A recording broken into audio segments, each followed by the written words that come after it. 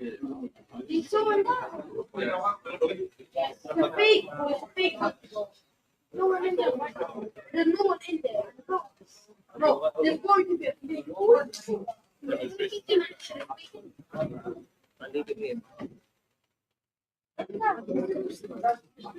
it's the microphone you put on your shirt.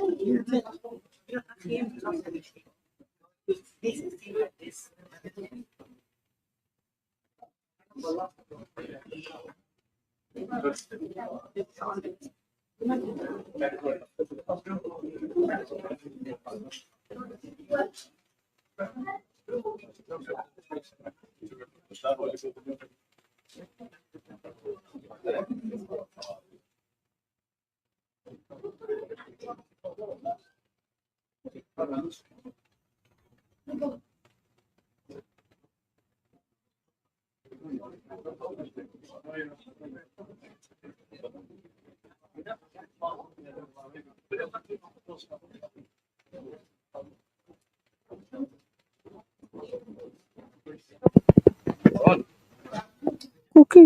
It's not on.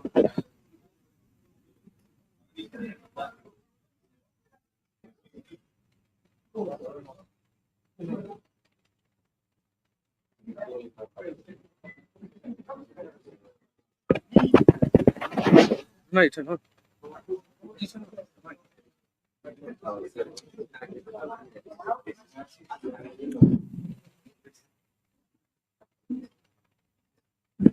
Assalamu alaikum, brothers. Can brothers just come to the front? We're literally just going to start in a bit, yeah? Just come to the front, please. So you can also see that demonstration as well.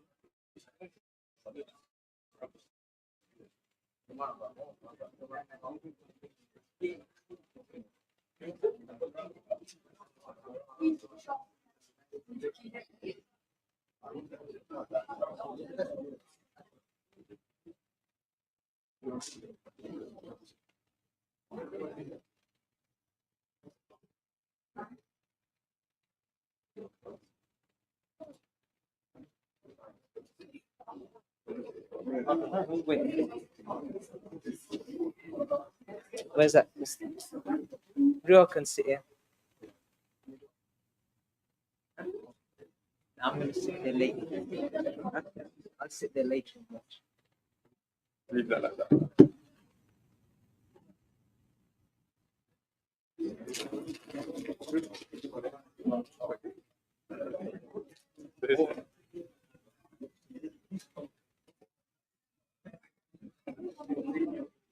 Who's volunteering? Are you going to pick on it? Look at the faces. Which ones you don't like? Not like that. Put him in the book. It's too small. Yeah, where's that little boy that wants to go in? No. Get someone a little bit bigger. Huh? Get someone a bit bigger, so like middle-aged, teenage. No. Can't go for family. That's for her. Look at the sign.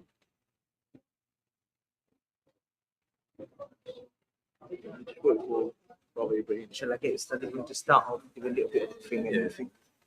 We'll wait for another 10-15 minutes anyway. There's more people because he said that there's going to be more people. Yeah. No. Want to make it. Brother.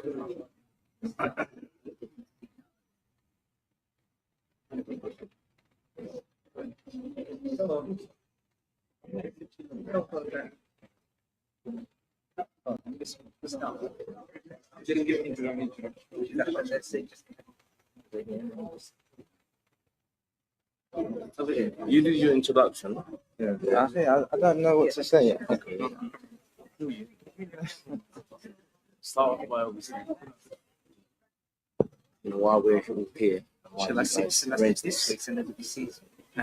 But can you sit there in front of me so no one sees me? That man represents the mosque. No, it's not my mosque. Okay. It's So my. represent the brothers who asked you to Okay. do this on behalf of them. Why you should be doing this? You know, he's gonna get into it. But once I'll he talk a little bit, and Once- then I'm going to introduce myself. Say this is how it is. And then we were facing each other. We've been here so long, we get history. And then obviously I'll lead it out to you. I'll talk in a minute. Quick talk. Okay, same. so the rest I will just do it myself. And then Washing practically we'll get a everything else, volunteer I'll do it from the crowd. myself. Everything else I'll speak myself.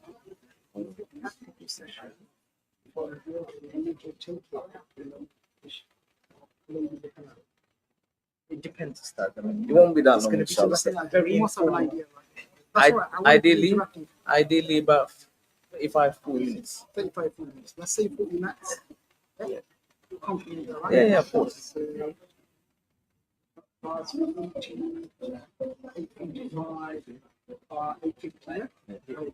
based on how things go, we'll see how it We'll get goes. started early and we'll do it quickly. Okay. You close to the mic. I knew you. I get really nervous at these moments. I Don't like worry, I like the Bismillah. private classes. That's true. Don't need to be nervous. This one. This brother is very confident. I love this. He is. This energy. Abu Bakr, we need to use this brother much more. Inshallah. Allah Akbar. I've done it before. That's all. Alhamdulillah. Okay. No, But you're standing with us, mate. And you ain't going nowhere. I'm trying to push him to come to the halakas. Yeah, sure. You understand your Farhan training with this time. Yeah. See what should we start? Okay, Ikhwan, we'll start inshallah now. Bismillah, alhamdulillah, wa salatu wa salam ala rasulillah, ma ba'd. Jazakumullah khair for all the brothers for joining. Obviously, as advertised on the poster, Ikhwan, the topic of today's talk and also presentation is the aspect of death, yeah, and the aspect of how we shroud the dead, and the aspects to do with the grave, and in terms of a reminder, maybe we'll start with a short reminder here, and then after maybe we can sit down and discuss in detail. The most important thing, Ikhwan, when it comes to these topics, obviously we're here for the presentation, we see a coffin, and that changes our mindset. Yeah, so throughout the whole day today, I'm sure Friday, and throughout the week, Ikhwan, we've been busy with aspects of this dunya. Yeah, be it work, be at college, be at university, and the stresses of life. But the second a coffin comes into the room or it comes into the masjid like now, and when you look at it, you realize that this life is temporary. Yeah, this life is a very short life, Ikhwan. Yeah, the amount of time we spend in this world is very limited, depending on the qadr of our existence. So if you, for example, like I always mention, if we go to the graveyards, when you walk past the graves, you find people of different ages. You don't find everyone that's old age, which is basically the way of life. We generally think the way of life is that those that are elderly, 60, 70, maybe plus, they pass away first. But that's not always the case. When you walk through the graveyard, you find people who are 7 years old. You find people who are 10 years old. You find young brothers that are 15, 16. Death is a reality, and the angel of death doesn't come because of our age. Yeah, the angel of death can come at any time. Yeah, and when it comes to the aspect of death, even in from the aspects of Quran and Sunnah, there's many ayat and many ahadith that address it. But one of the hadiths of the Prophet ﷺ, which is very powerful, is where he reminds the believers to remember the destroyer of all pleasures, the destroyer of all pleasures. Now, what he means is the pleasure of this dunya. There's many things in this world that make us happy. And for some people, it's money. For some people, it's women. For some people, it's cars. For some people, it's fame. For some people, it's status. What all of these aspects of pleasure, all of these desires that we have in this world, they come to an end. Yeah? No millionaire can spend enough money for him to live another day. Forget another day, even another second or a minute of his life. Yeah?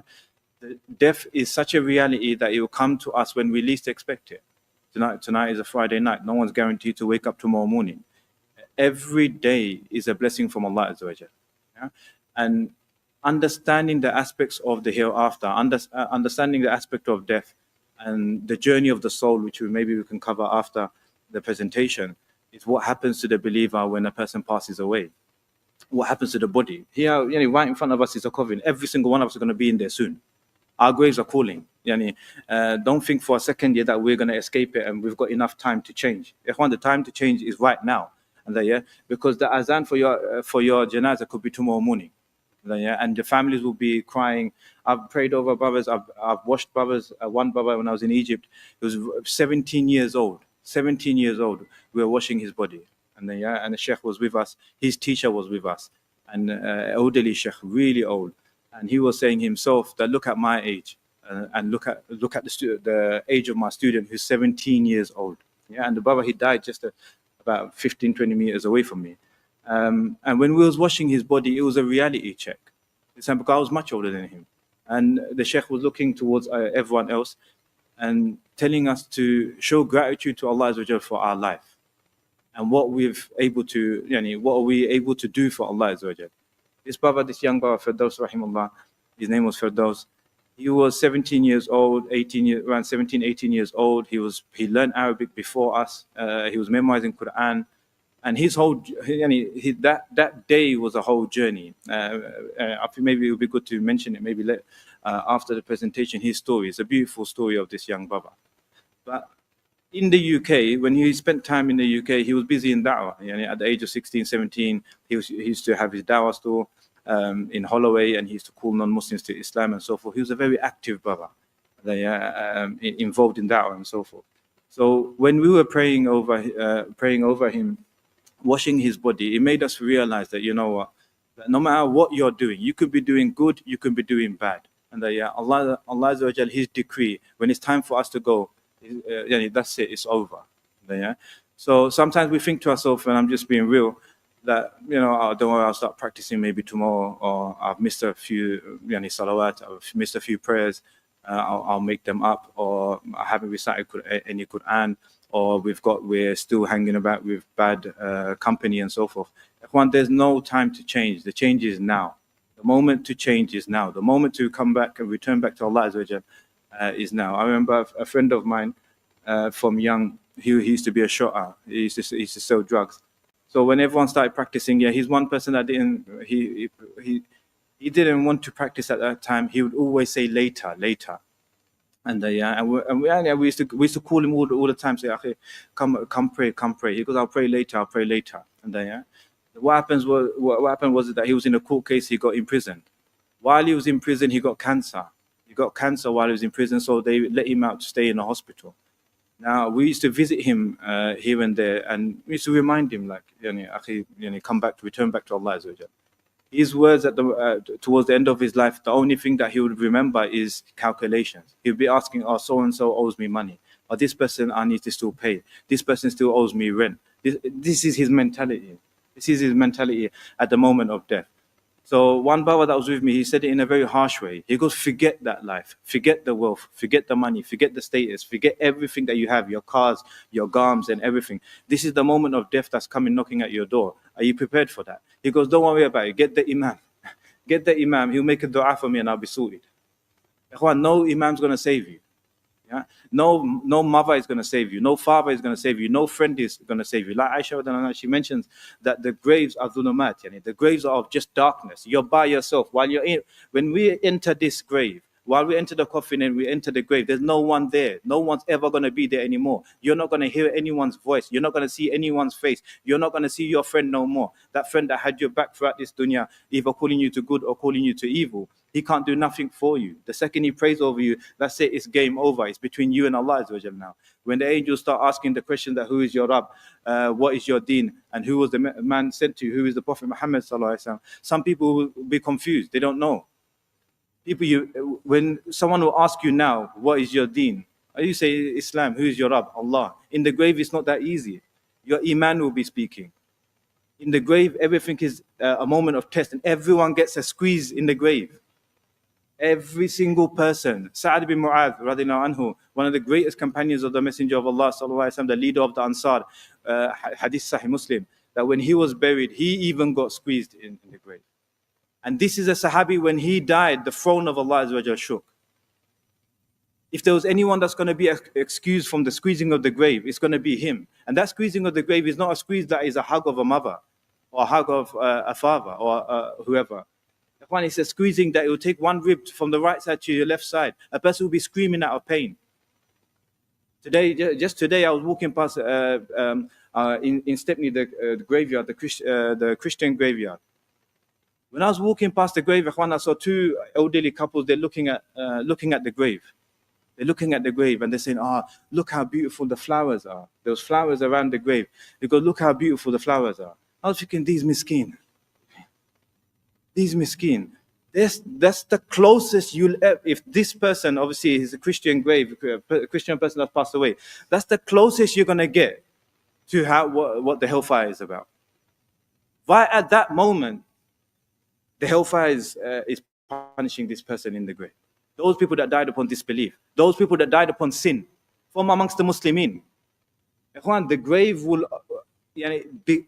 The grave itself, you look at it, people, I'm sure all of us have been to a burial, we thrown earth in the grave, we've seen how small it is. That will become a pit of hellfire for the one that's a sinner. And a person will be screaming, there will be no one there. And this is the reality that every single one of us will face, except those that are righteous, those that pray 5 times a day, those that fear Allah Azza wa Jal, those that fulfill the commands of Allah subhanahu wa ta'ala. The month of Ramadan is coming. This is the month of forgiveness. This is the month of victory. This is the month of Quran. This is the month of Jannah. This is the month of Rahmah. Everything that we're looking for from Allah Azza wa Jal is going to be found in the next 2 weeks in the month of Ramadan, bi-iznillah ta'ala, if we're even given the tawfiq to live in it. There's no guarantee. So, when we're going through this presentation, I want every brother here to think of it as that's you. That's going to be me one day. And someone's going to be, it's going to be maybe the crew that you hang about with, your close friends, your family members, that's going to be wrapping you up. So it's not just a presentation for us to see, oh, wow, is that how it's done? No, every single one of us are going to go through that. And Bismillah ta'ala, maybe after we'll give a short reminder if need be, and this is a much longer introduction, but it's important for us to understand the whole objective of why we learn these things. And that, it's either we're going to be shrouding our fathers, we're going to be shrouding our brothers, family members. I remember there was a family that came to me and they told me, "Oh, Bar Ibrahim, I need some help." I go, "What is it?" He goes, "Oh, my father's passed away. We don't know how to wash him." The son is phoning about his father and he's saying he doesn't know how to wash his father. I said, "Don't worry." I believe it was with Haji Taslim long time ago, funeral service. I go, "Don't worry, they'll help you. They'll guide you through it." But how can we be that person? We don't even know how to wash the deceased or how to wash our family members. That's the last moment you'll ever have the moment to touch them. That's the last moment you'll see them. So Ikhwan, think of it like that. And especially for the young brothers, it's a wake-up call. And for us to really return back to Allah Azza wa Jal, return back to our religion, and focus on the deen. This dunya is nothing. The car that you're chasing means nothing. The woman that you're chasing, she means nothing. It's a waste of time. Don't be that waste man that's chasing after this dunya. We need to be believers that are racing for the akhirah, for the love of Allah Azza wa Jal. So when we're in this moment, the grave opens up and it becomes a garden of paradise. And then that believer is going to say, "Alhamdulillah, man, I didn't get busy with all that dunya. I didn't get busy getting into haram." We got young brothers that are committing so much sin in the society, selling drugs, smoking drugs, alcoholics, and so forth. When they pass away, you find 300-400 people at their janazah. Hundreds of them come. The second they finish the janazah prayer, they've gone back to selling drugs. They've gone back to smoking drugs. They've gone back to drinking alcohol. They've gone back to committing zina with different women. It means nothing. Death is a reality. It's going to hit us straight. Every single one of us is going to be praying when we're in the grave. No one's going to be like, "Oh, I'm chill, I'm relaxed, don't worry, man. My dad's righteous." No one's coming to save you. We can only save ourselves. So, Ikhwan, let's prepare for what's happening. It's only a matter of time. Your grave is calling your name. And it's only a matter of time that we're going to be there soon.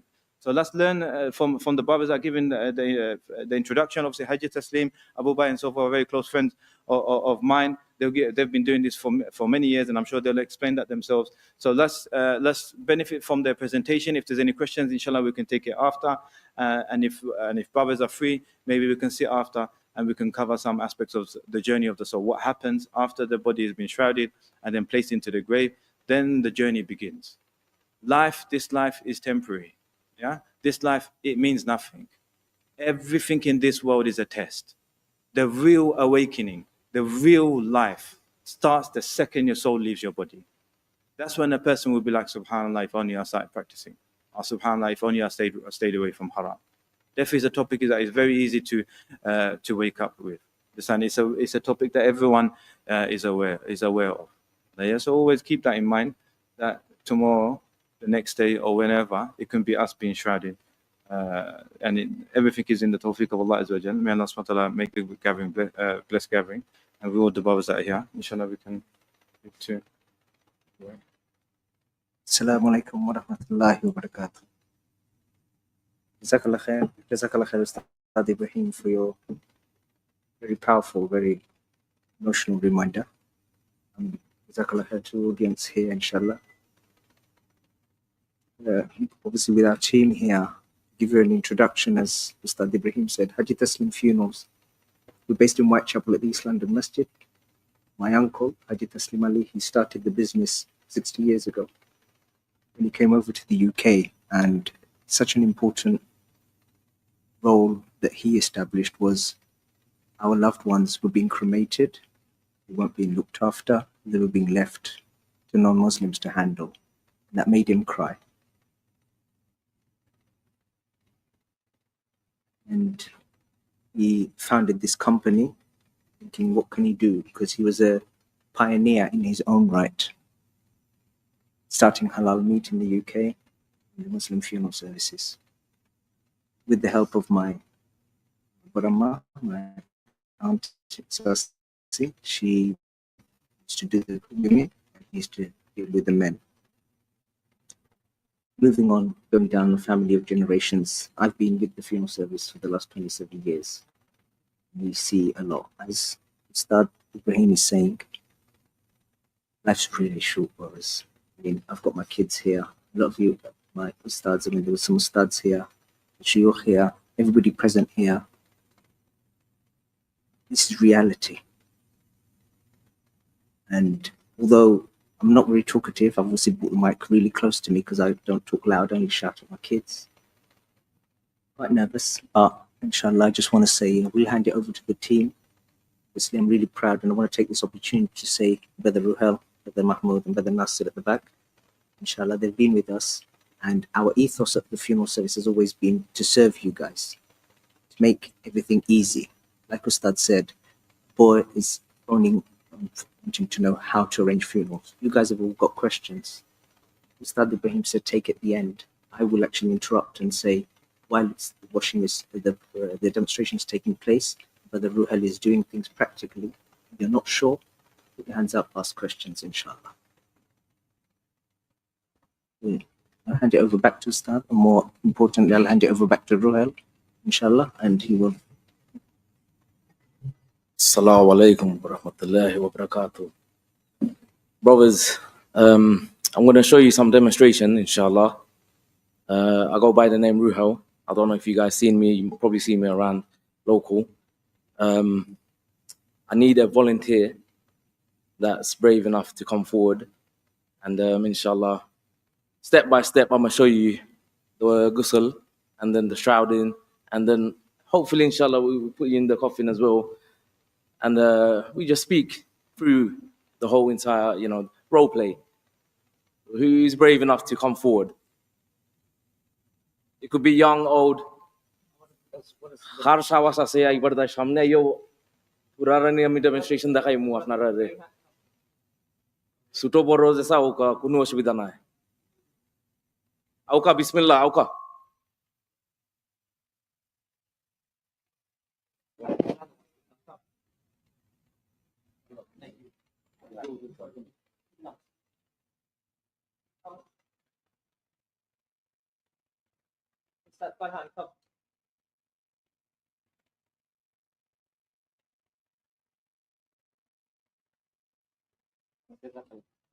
The only reason being we don't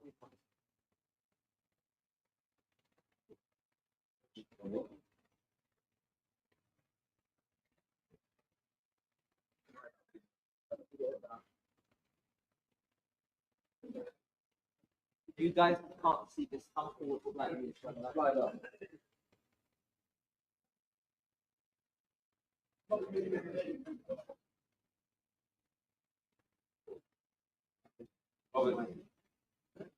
Just on a quickly demonstrate.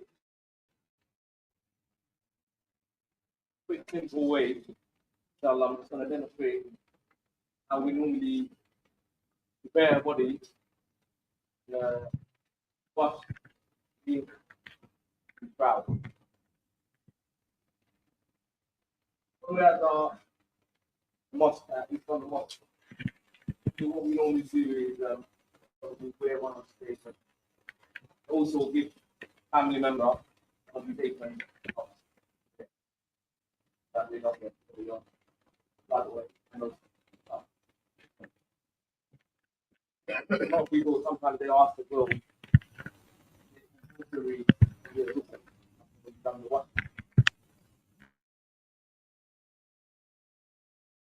My knowledge, unfortunately, you don't have to. No, not fun. My understanding, I know. You share the house. So,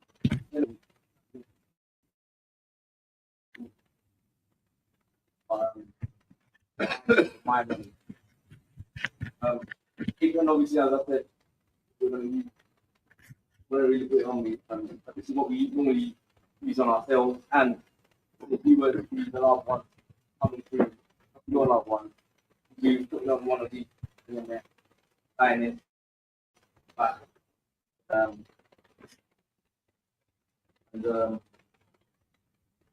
Once we enter the room, we want to these brothers, the young brothers here, they will be also, leading the way.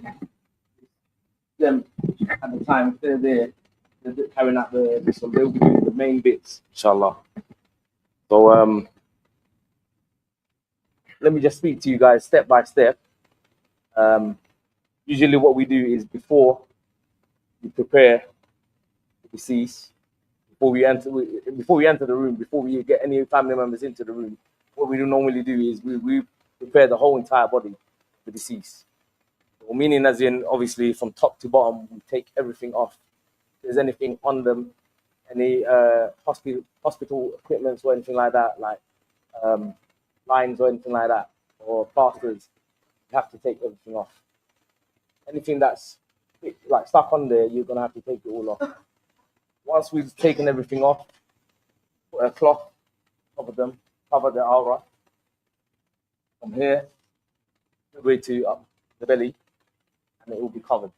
And then obviously we'll get the family members, 4 to 5 members, or if there's like the large families with 6 brothers or something like that, and we liaise with them, let them all in as well, inshallah. But bearing in mind, obviously, sometimes the facilities that we may be using might be really small, so obviously we've got to keep that in our mind as well, inshallah. What we do is first thing, we come inside, and then whoever is leading the way, they would introduce themselves, same way how I introduce myself and whatnot, and then I would explain what I will be doing first. The first thing I will be doing is cleaning the private parts.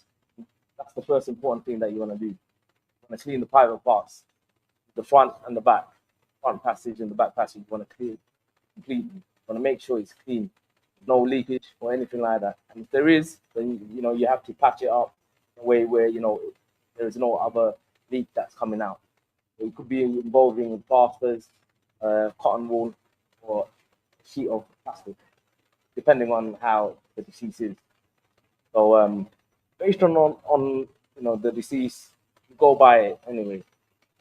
Once you clean the private parts, then we'll carry out the wudu. Then once you've done the wudu, then what we do is we allow the family members, give them sinja, it's like a little cloth that we have, or sometimes we may not use a cloth, we might just give soap on their hand. While they're wearing the glove, they might have soap on their hand. Then we rub them down apart from the private areas. Obviously, some of them will start on the right side. There will be some members of the family will be on the left side, the bottom as well, feet, the knee, someone on the face, back of the head, depending on how many people's inside the room. Everyone's going to play a little part. Once that is all done and it's all scrubbed down, you rinse the whole body down, top to bottom, right side, and then moving on to the left side. Then we'll turn them over the right, we'll turn them over to the left as well, just to make sure that there's no other leakage or anything like that, or any kind of unpleasant thing that may just come out of nowhere.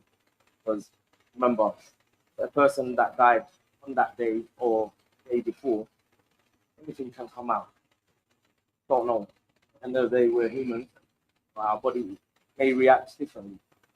Sometimes what happens is it's said that the brain is still the brain is still functioning, like it's still functioning, like as in we're dead, but it's kind of still alive. It's like a mechanism, like an engine, like a car. That's the best way I can explain to you guys. Anyway, once we reach them down from head to toe, we do with the family.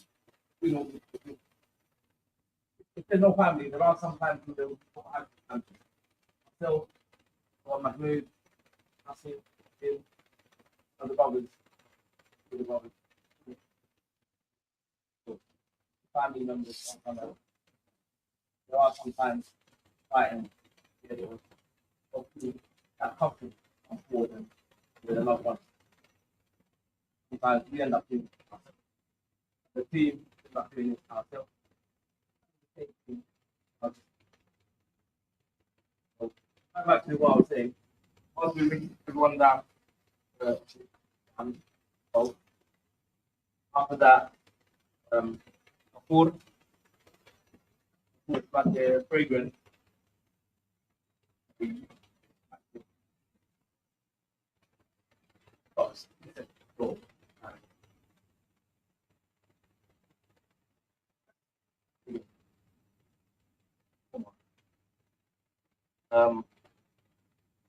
What is in the room? Like, I remember friends as well. Who wants to be like, oh no, I've been bullying you, or we like to some. We don't want to do any washing or anything like that. We do something. Fine, absolutely fine. That's no problem. Yes. So we allow family members, friends,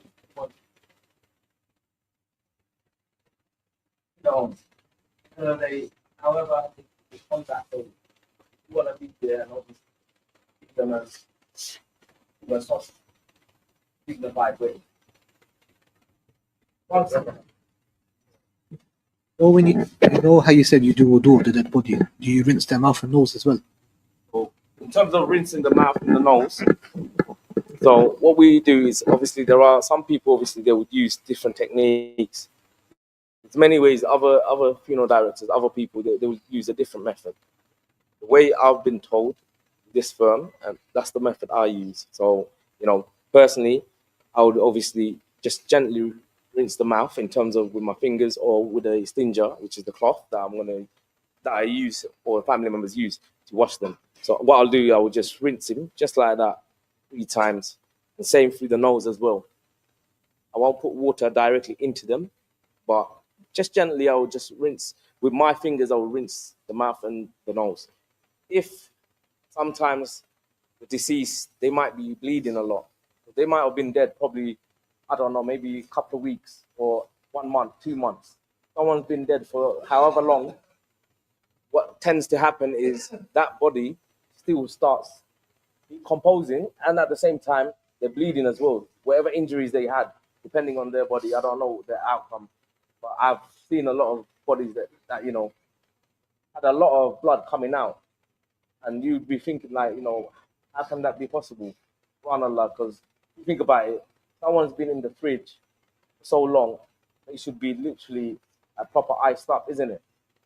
But that's never the case, because sometimes, when you see that person's face, you see the face looks sort of normal, but at the same time they're still bleeding.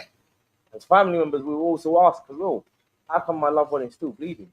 And again, the blood circulation obviously does stop. When we die, the blood circulation stops.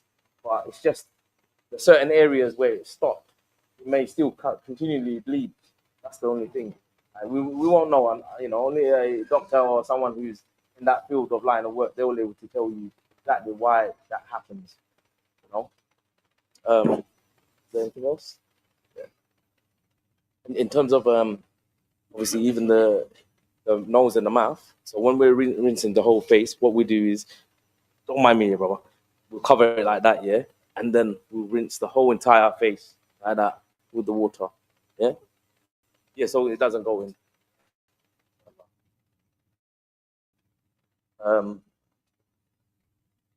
What else? What we were saying.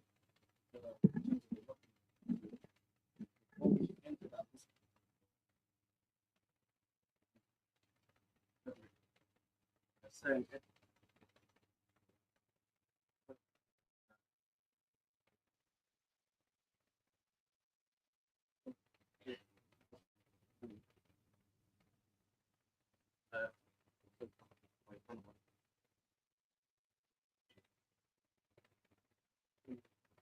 wash.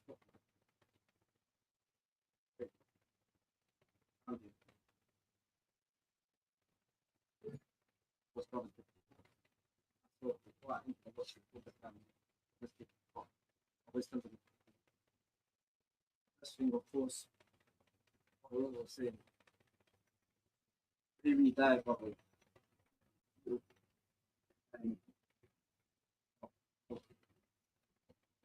It's not always the case. So in reality, we must face from cases where, not to mention graphic things, but cases where you guys already know the best.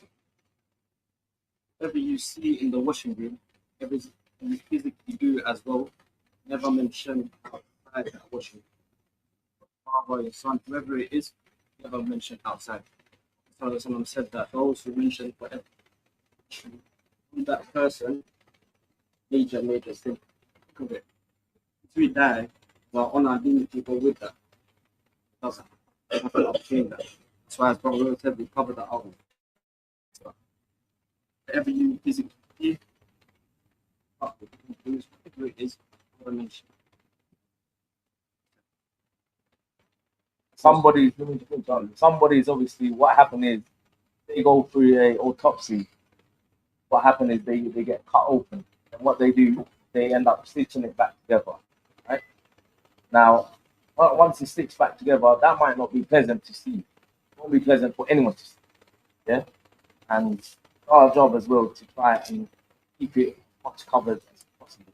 But at the same time, closest, the immediate family members, we have to close these people to them because it's important that they know and they understand and grow. You know? And obviously, they're going to know this anyway because before it gets to that, by the authorities, they even tell them anyway, this is what we're going to do. That's why then. So that's why, you know, it's important that you follow through with your appointments, or let's just say if anyone, you know, got some sort of symptoms or illness or anything like that, you always go and check yourself out, keep yourself up to date, so that at least you know that you've been seen by your local GP, your doctors and stuff like that. That it never, inshallah, gets to that stage where they have to be open and see why, what was the cause of death. That's another thing, especially our elderly generation. They don't really obviously go into the local GP or anything like that, the practitioner. The reason why, obviously, you know, their mentality is different to ours. You probably go, even if we end up with a cough or something, or a little sniffle or something, we end up phoning the GP and we end up buying it, isn't it? Some of us will go, some of us won't go. So again, that's something that you want to look into yourself. Me personally, I would say, you always try and look into something like this. So it's important. At the end of the day, it's only going to benefit yourself and the family. It's not going to benefit anyone else. Always have to remember that. What's the mention? Second, cleaning their thing. It was the language covers around us. How does it? There's times in the washroom, let's say it's proper here, for example, you need to wash front, the cover, the up slightly. I don't look, you just wash around the area. You need to turn him on the side. I should turn him on the side. Yeah. So I'm going to show you how to turn on the side. So have your legs straight. So normally you have family members. I have about 4 family members. What I do, I'll have one family member opposite. Hold the wrist over here, the shoulder. Other family member will hold the hip. Other family member will hold the waist. The leg here. Another family member. I'm going to turn him. I'll turn him on the side here. He's on the feet. You have no control over it. Going back and forth. With the help of the family members, they'll be holding it. At this stage, hands are out of my maybe also family look at the aura. Myself will the hands are can't be satisfied with this space once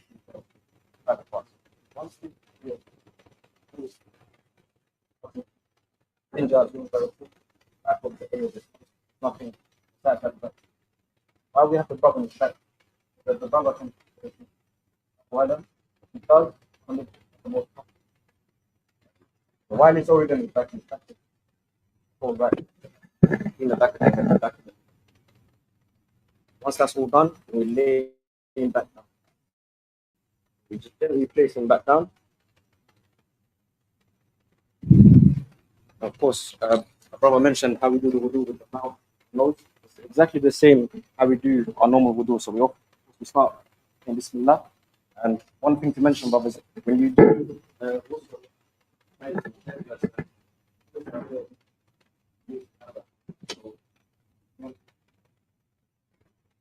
those that don't know, wudu janaba.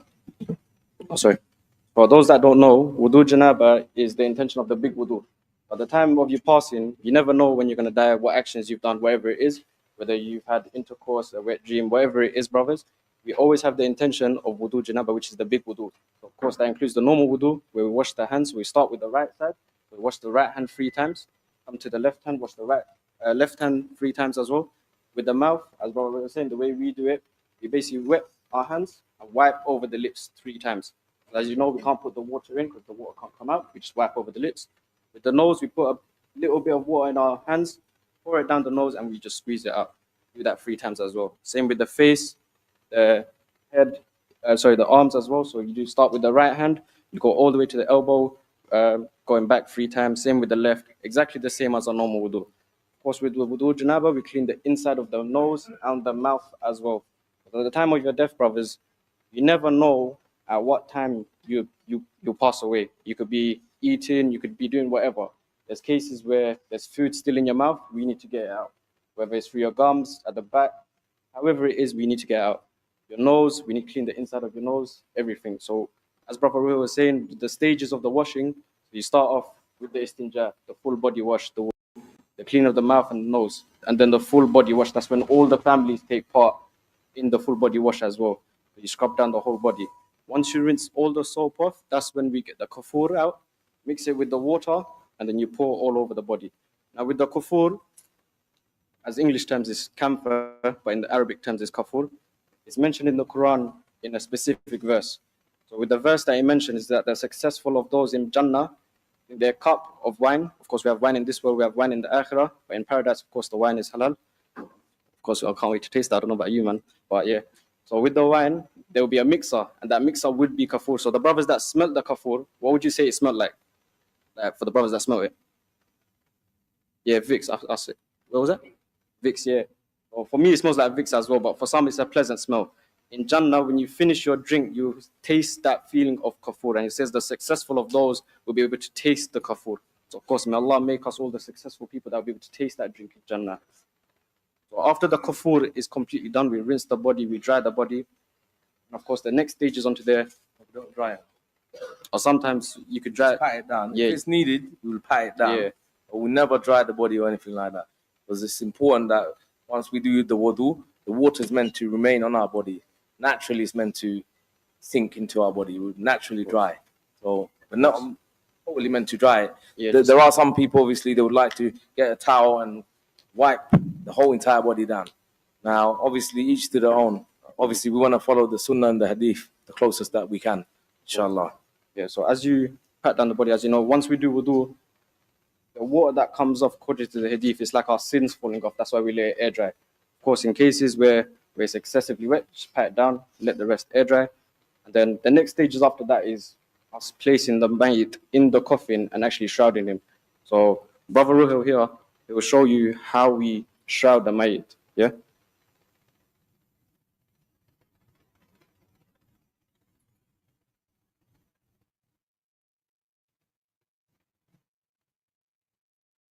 Okay, so brothers, at this moment, what we normally do is we'll get the family members. Let's just try and imagine. Sorry. Let's just try and imagine this is like a table that he's lying on, right? The surface where we normally wash the deceased. Let's just try and imagine that for a moment there, yeah? So what we normally do is we'll bring the coffin in, we'll make this coffin, we'll put the shroud, everything inside the coffin. We have everything ready by then. And what we do, once the washing, everything's done, we'll bring the coffin inside, and then we'll get the family members to lift up the deceased and then gently place him into the coffin. So obviously we will put him in the coffin afterwards. Let's just shroud him now. Let's just try and imagine for a moment there that we just brought the coffin inside the room now. Now we're going to shroud him, inshallah.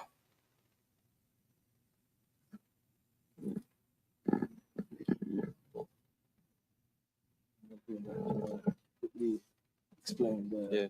the apple. So, brothers, of course, while Brother Ruhel is shrouding, some of you may know or may not know, for men, it's only 3 pieces that we use. So the first piece that you see is known as the kameez. So this right here will cover, as you see, we put it on top of his head, covers his backside and the front side, and completely cover his aura as well. The next 2 pieces of shroud, this will cover him from head to toe, basically. So from head to toe, he'll be fully covered. Now for sisters, it's a bit different. For sisters, they got something like this. So this right here, brothers, this right here is the hijab. So the hijab, will, of course, will be placed on the head side, wrapped around. And this right here is a cinnabon. So this will be another layer of protection for the sisters. Of course, for them, as we know, we protect, of course, our sisters. No, don't put on me.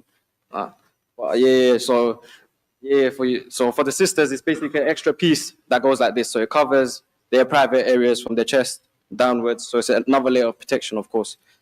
That's what it basically is. On sisters, not me, yeah. But yeah, as you see now, so as you see, there's basically 4 layers that we do. So the first layer, you start from the left side, you go to the right side, then you go from the right to the left, and then you can see they're doing the 3rd piece here from the left to the right. And the last piece, we make sure that it's extra tight. So this covers the full mayit from head to toe, from side to side as well.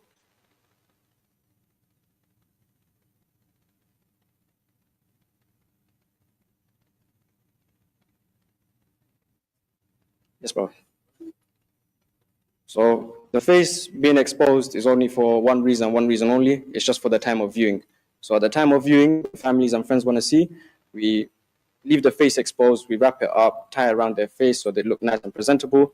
At the time of the viewing is finished and we're going to go to the burial or do the janazah, Brother Ruhu will show you as well how we show the face for viewing and how we tie up as well. So, brothers, as you see here, we've got straps here as well. So at the time that the mayit gets lowered down into the grave, these are the straps that we use. So you've got 4 straps in the middle. So you have 2 brothers on this side, 2 brothers on this side, and you've got one by the feet side as well. So the feet side is the coffin where it's twisted. You hold over there. And Brother here, this is how we present the mayits. This is how we all will be looking on the day of viewing, where our families, our friends would all see us. So for the brothers that can't see, if you want to come close or step a bit forward, this is how we present the mayits. So their face is completely exposed, the rest of the body is not, and this is the only thing that you'll be able to see. At this time, when the body is fully shrouded, fully wrapped, we place the attar on the mayit as well. So you could choose your own attar. If it's your father and your father has a favorite attar he wants to use, you could bring his favorite one. If it's your son, friend, whoever it is, you could bring your own attar. And we place it on the 7 sunnah places of sujood. So that's the forehead, the palms and the hands, the knees, and the feet as well. If you want to place it anywhere else, you can, but those are the sunnah places that we place it on. Now, of course, at this time, do you want to show them how we wrap the face? Yeah, we will. Did everyone get a chance to see once the shroud is done? Can everyone see? So this is once the ghusl and everything is done. We shroud everyone, men and women. It's shrouded exactly the same like this. Obviously, the only reason why it's open is exposed like this, so the loved ones can see them for the one last time and make lots of dua, inshallah. If the family members they don't want to see them, they just want it closed, we can also do that as well. So the way how the foot end is, we just tile it or not like that and then leave it closed completely like that. Put it in the coffin. Okay. So obviously, let's now just try and imagine that he's now inside the coffin. And this is the way we will transport someone to whichever cemetery that family would like to go to, you know. And yeah, this is it. This is our final destination. From here, basically our journey begins, really truly our journey begins from here. So the dunya that we're all living in and we're dying for, and like myself and everyone, I'm sure, out here is, chasing something, or is, or are, inshallah, we're all doing the right stuff and the right way, inshallah. May Allah make it easy for everyone, inshallah. So, brothers, what we're going to do, we're going to need some volunteers. 4, 5, 6 We need strong brothers, yeah. So 5 people come at the front. So can we get five or six people? Strong brothers, yeah. The strong brothers come forward, and let's just continue with the demonstration. And let's for a moment think about this is your loved one. Let's just go through. Think about it, it's your loved one, your brother, or your uncle, or your someone. Yeah. Nah, someone just hold it. No, just hold the head. Yeah. Nah, don't come. No. What we're gonna do, brothers? You could go inside after. Sure. Taller brothers come on this side.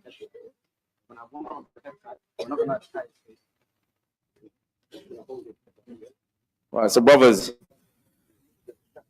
while they lift him and put him inside the coffin, I'll talk through, inshallah.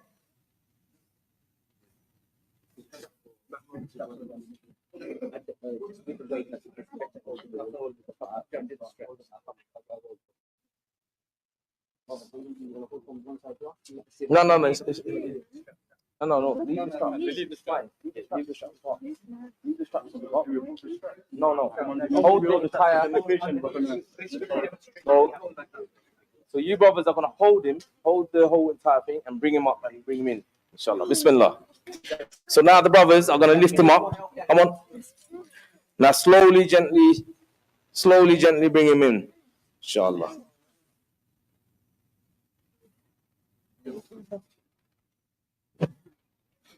Alhamdulillah.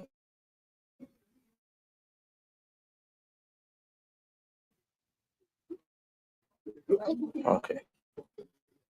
So that field was it different to an alive person? Of course, the brother's alive, right? Yeah, he's blinking. But when it's a mate and it's a dead person, the weight is way heavier, brothers. It's way heavier. No matter, like me, I weigh like 65-ish, 70 for those gym lads and that. But if like the time of my death, my weight will increase naturally. That's how it will be. So the weight that we carry on a mate is way heavier. Like we mentioned, people die in different places, their homes, hospitals, wherever it is. It's a home. Me and my colleagues will go to that house and collect the mate from there. All that weight will lie with us and the family. So just bear that in mind, brothers, when you're lifting and knowing this is a reality that ourselves, we're going to be in that position. So you guys want to put the lid on? No. Once again, speak your experience. How would you feel if we did what we done? No. To be honest, I just wanted from your perspective How you feel? just how you. How are you feeling to be in there? To be like, honest, this you could come out and then tell them as well how you felt while we were talking because I want through. to pause. I won't put it completely on. I'm going to leave there.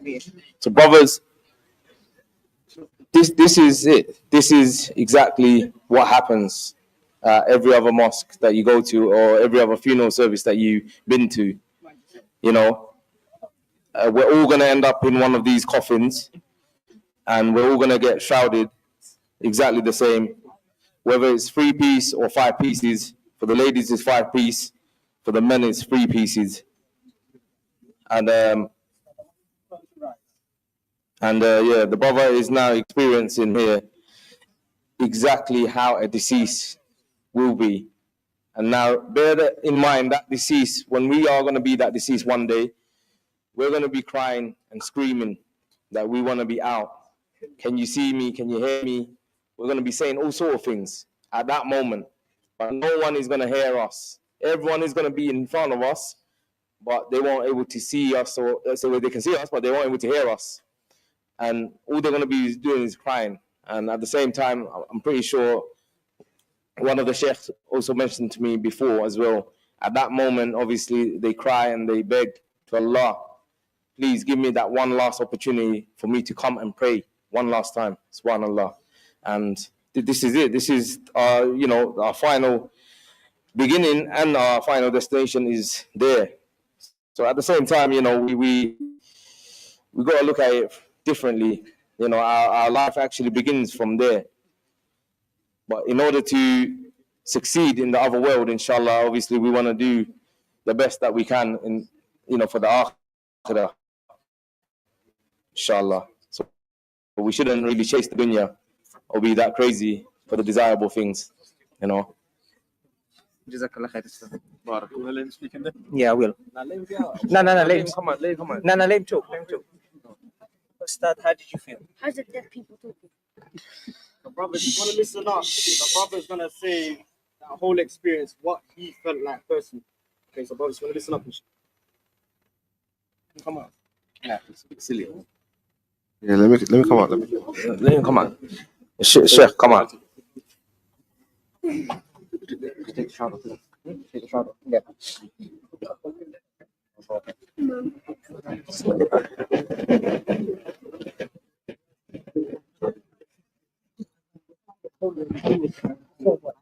Sheikh, can you move? Come on, are you ready? Yeah. Let the brothers have a seat again. Okay. Brothers, can we get everyone to sit down now, brothers?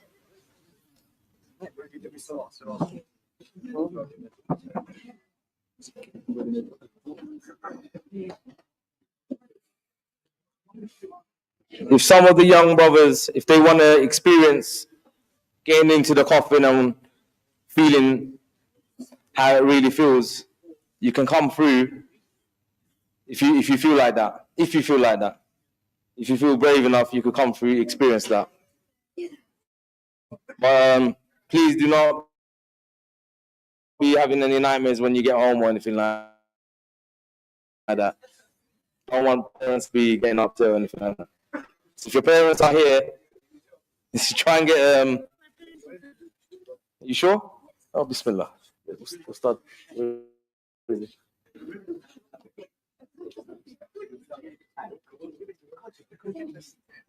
Come. Shall I bring the lid over? No. Assalamu alaikum. Let's come. Stand. The experience, I guess, when it actually happens to you, that moment it'll be too late. It doesn't matter no more at that stage. Because I was alive, I guess they don't really how do I say, subhanAllah. When the door comes over your head, you do think of the three questions. Like, it's the first thing that I would say that came to my head. But just before that, you do realize you're only by yourself, and nothing else can come save you apart from your own sins and your own deeds. Yeah, that's it really. I don't want to really talk too much. Jazakallah khair.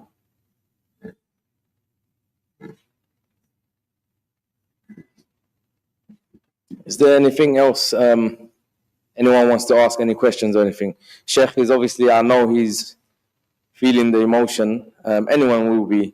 I mean, once you go through it yourself, you'd feel different.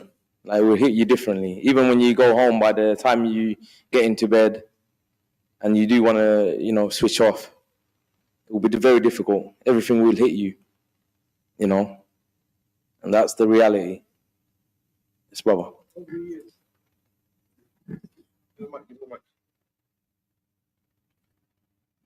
So over the years, I'm guessing you guys have washed and shrouded lots of people.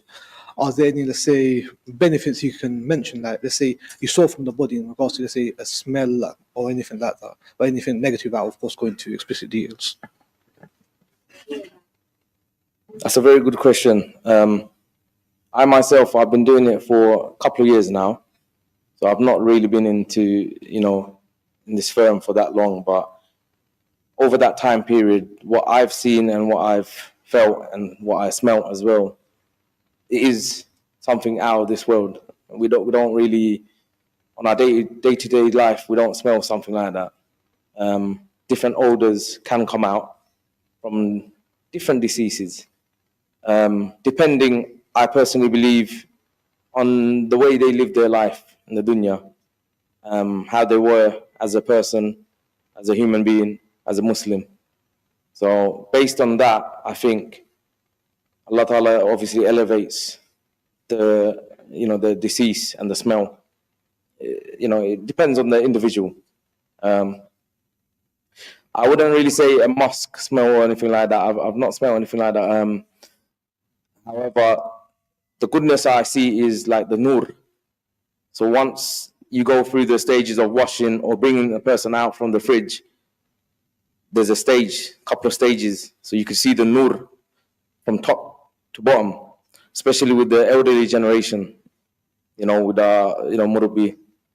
They have a special, different kind of, their soul is being elevated.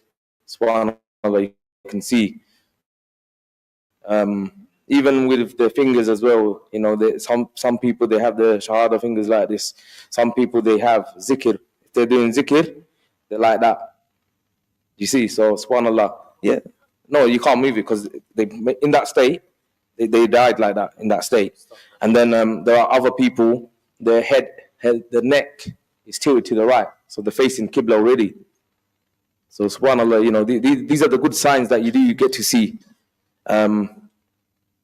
Yeah, I mean, I personally believe, honestly, everything is the way you live your life.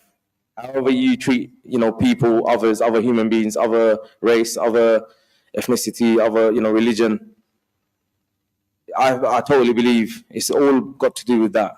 How you are as an individual, a human being, a Muslim. So if you're a good Muslim, inshallah, you're going to be elevated in a different way. You're going to have nur. You're going to have all sort of smell, inshallah. One of the other brothers.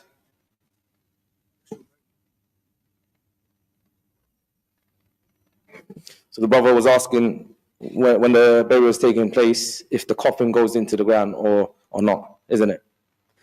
So what happens is, if we go to a complete Muslim cemetery, for example, Garden of Peace, they don't do no coffin burials. They only do shroud burials. So it will be the body will go into the grave, nothing else. So as a person, for example, this child here, as he's wrapped around, only his body will go inside the grave, not the coffin.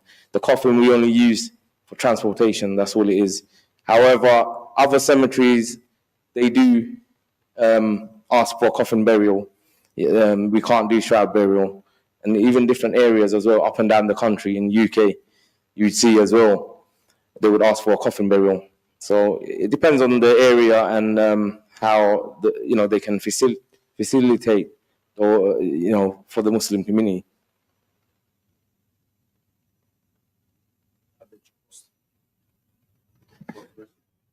The cost for the funeral, I wouldn't really know because I don't deal with the logistics side. The brothers here, they can tell you a little bit more.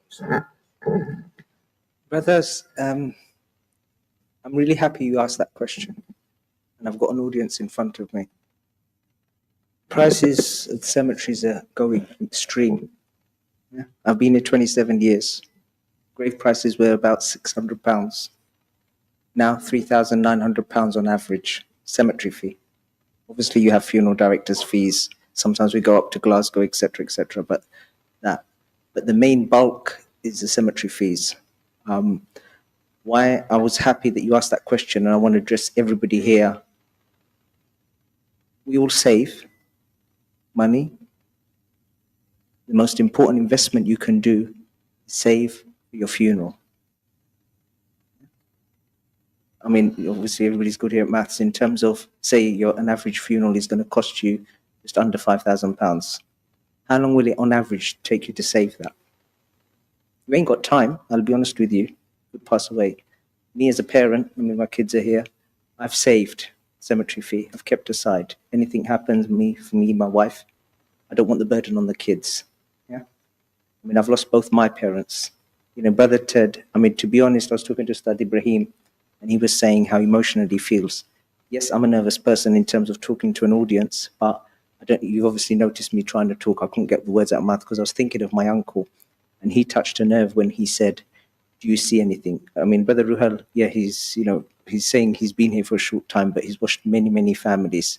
And as a manager of the funeral service, I do get feedback from Nasir, from Mahmoud, all the families that deal with us. And Mahmoud said, importantly, we're dealing with somebody's amana. Yeah. So when the family do the washing and they come and speak to me in the office or make a phone call after the funeral just to say thank you, that's what it means. The ethos. That's why I said when Haji Taslim started this, he was crying because he saw people how they were treated. Yeah.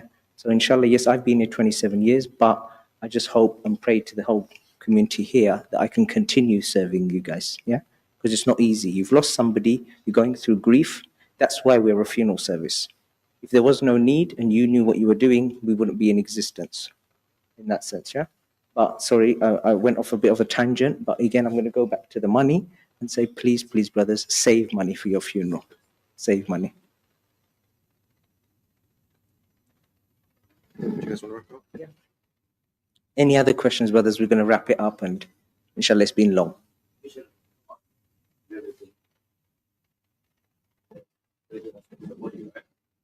If someone, Yeah, so I've got something like that in my mouth as well, and I'm not happy about that as well, man. I'm actually thinking about even removing my one, because if I was to now die, they won't able to remove that. It's gonna have to, stay in there like that, and that's something that gonna be on my family's conscience, my loved one's conscience. It's gonna be on them, on their mind, that I died with something on me like that. So something like that, we or any other funeral director is not able to remove it unless you get it removed by a professional, a dentist or someone who can come and take that out. It's the same as an implant. If there's something in a machine that's left inside you, we cannot remove anything that's inside. It will have to leave it as it is. Yes, brother. Yeah. So if it's a cat or if it's an actual crown or silver teeth or whatever it is, or if it's a gold, obviously, ideally you want to remove it. From my knowledge and what I've been told, and what people mentioned to me, like some of the sheikhs that I've spoken to, that Allah did not create us with these designs or patterns or tattoos or stuff like that. He didn't create us with anything like that. So we shouldn't. In the first place, we shouldn't even try and do that. Like, we shouldn't even get it in the first place. That was something that I did when I was very young, naive, maybe as one of the young brothers' age, when I was 14. So, a very long time ago. But again, it's a lesson that we all learn, and I'm happy to, talk to you guys so that everyone else, don't make that kind of mistake. And it's obviously very important, because our community, if they can understand, or if someone like myself or anyone that comes out and speaks like this, it's good, because then inshallah you will gain something from this. If you don't, then that will be your loss. It's not going to be my loss, because I'm the one. I know what I'm going to go through anyway. Do you see what I'm saying? You're going to say something, brother, as well, or?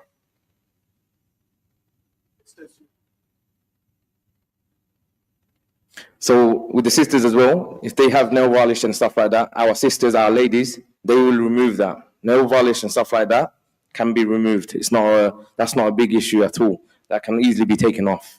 But anything that's been imported, like it's been, those things obviously we cannot remove. Yes, brother. Okay. Yeah. has there ever been a situation where you are a believer or no family?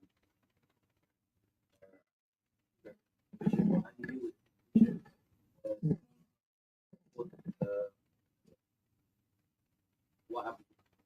Jazakallah khair for asking. On average, every year, unfortunately, we end up doing Lawaris funerals. Yeah, Lawaris funerals. We call it Lawaris funerals. Lawaris meaning there's no family, no friends, nobody. Yeah.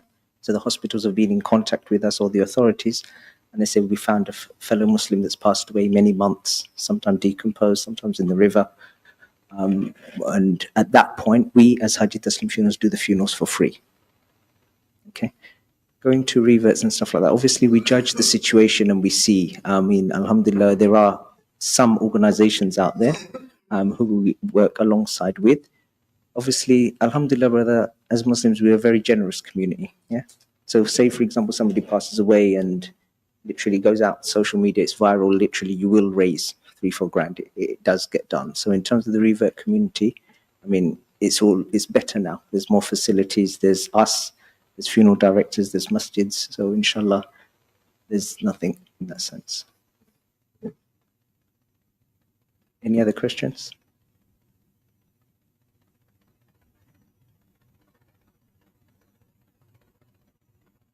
No, unfortunately, due to the situation in the word trust, we don't want to sort of hold on to somebody's money or take the money in advance.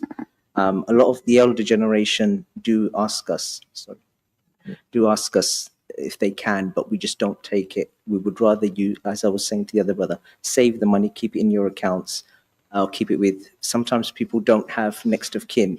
So our point is leave it with make a will. A will is really, really important in Wasiya. Your debts, your funeral matters, please have one. Yeah, write down your wishes. Let your family know what you want, which cemetery, which masjid, etc. So in that sense, that's what happens. Gardens of Peace Cemetery, they do have what is called a funeral savings plan, the cemetery itself. So some people can pay a direct debit. I think it's 30 or 35 pounds a month. You can pay them.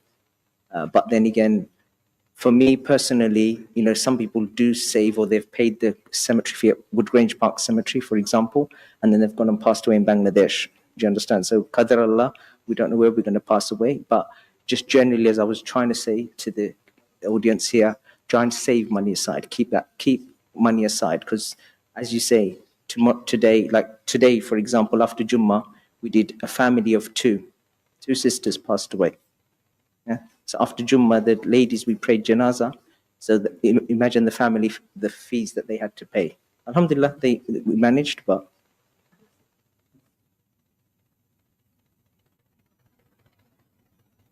I'm going to pass it over to Ustad to finish.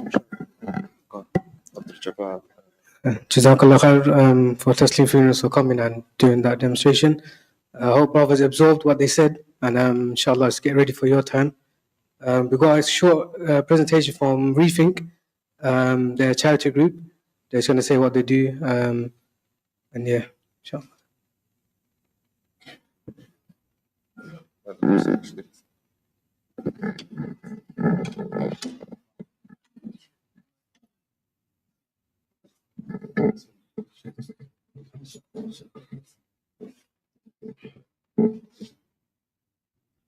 Let's grab the mic, man.